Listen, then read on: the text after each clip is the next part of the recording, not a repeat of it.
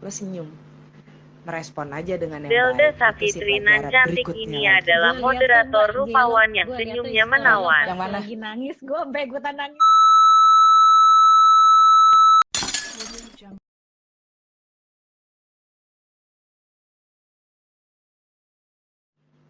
Ini ada pertanyaan Pelajaran berikutnya. dari Vertikal Moka, kalau isoman di Wisma Atlet boleh bawa gitar atau alat olahraga nggak? Boleh nggak, Mbak? Apa Boleh banget. Kenapa diulang, keputus? yang boleh dan nggak boleh itu kayak apa? Oh, yang nggak boleh itu adalah satu, gue tahu rokok ya, karena kan pasien itu bukan pasien yang bukan perokok gitu. Ya. Ada yang bandel, termasuk saya. Ada yang bandel gitu. Cuma ya itu pelajarannya adalah kita dikasih lihat lo mau naikin disiplin atau lo mau keenakan. Begitu lo udah dapat fasilitas negara yang hebat ya luar biasa ini, lo mau jadi manusia yang gimana, itu pelajaran nextnya lagi gitu.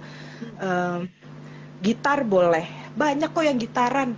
Nah, tim gue itu dangdutan. Nah, si Neng ini kan nggak bisa ya dikasih senggol dikit lagu, mah kita joget aja, main badminton. Ada bantuan dari Taufik Hidayat. Wah, seneng banget, kebakar semua badmintonan. Tapi tetap gue kan joget, jadi gue kalau ada lagu baru gue yang joget.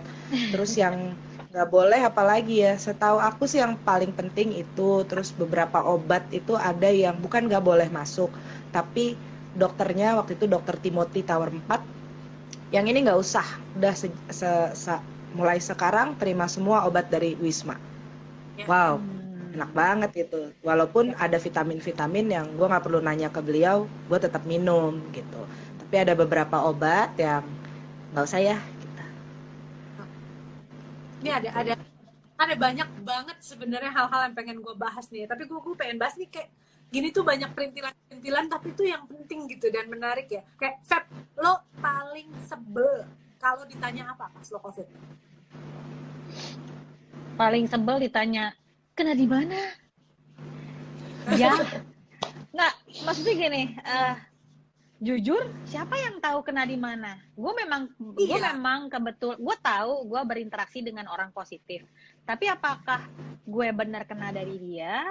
Atau pada saat gue besokannya gue makan di mall misalnya, kan gue juga nggak tahu. Tapi pertanyaan itu ditanya-tanya tuh emang kenapa gitu loh. Terus pentingnya apa untuk bertanya seperti itu? Lebih baik kan memberikan gue encouragement untuk semangat ya gitu, daripada kena di mana, kok bisa, emang lo nggak prokes, bla bla bla. Aduh, pertanyaan yang percuma banget gitu. Kesel nggak sih digituin? Makanya gue udah deh, kalau emang misalnya setelah itu gue kalau ketemu orang juga, kalau memang deket nih ya, gue bisa nanya sih kira-kira kena di mana ya. Tapi kalau misalkan nggak terlalu deket ya, mendingan gue langsung ke ya udah pokoknya semangat. Kalau misalkan perlu apa-apa, you wanna ask anything, lo bisa tanya gue, udah gitu aja. Nah, tapi ya di sisi lain words of encouragement itu kadang-kadang ya di pihak lain itu takut juga menjadi apa sih namanya, jadi klise. Jadi kayak kemudian tulus sih gitu, tulus betul-betul mengucapkan lo semangat ya, lo cepet sembuh ya gitu. Cuman kan belum tentu diterimanya seperti itu ya nggak? Apa words of encouragement yang paling berguna atau paling baik buat lo, Feb? Kalau ya benar juga sih kata lo ya, jadi benar-benar orang ngomong apa bisa jadi klise. Kalau buat gue nggak ada yang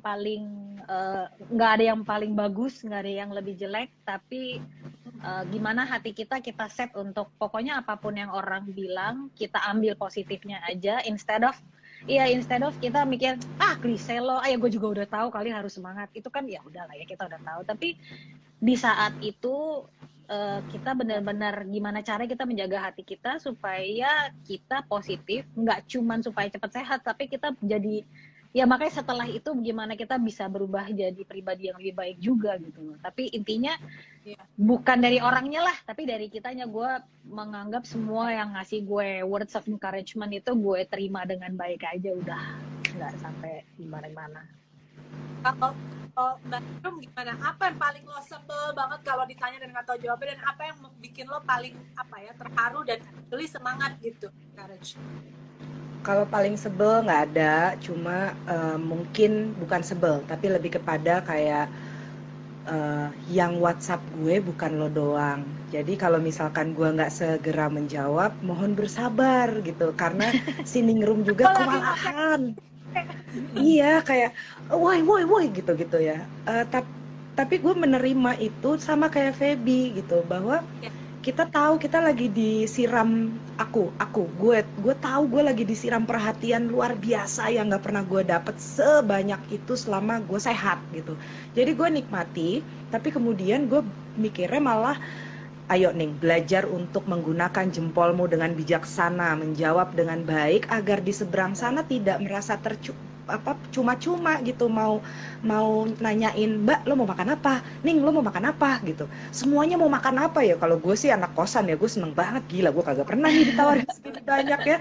Jadi gue menikmati itu, menikmati perhatian, tapi kemudian gue rapihkannya dengan teman-teman kalau ada yang mau ngirim jam segini ya gitu. Itu kan kalau gue kasih peraturan untuk teman-teman gue di luar kan mikir, gila nih si Ningrum nggak tahu diri udah diperhatiin kasih peraturan lagi. Akhirnya satu kali di Instastory gue, kalau lo sempet lihat, gue tunjukin kenapa gue harus minta jam 4 gitu loh. Karena gue ambruk 2 malam gara-gara gue ngambil siang bolong gitu. Bolak-balik.